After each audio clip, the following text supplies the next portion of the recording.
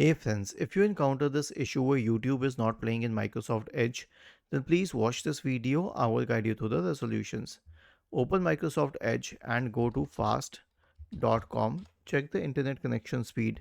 Is it good enough? Now, why does the speed matter? It matters because the internet connection is required to be fast for YouTube to work. And here's what you can do to increase the speed: connect to the 5G network. Okay, so I'm connecting to the 5G network on my system and check how much the speed is now.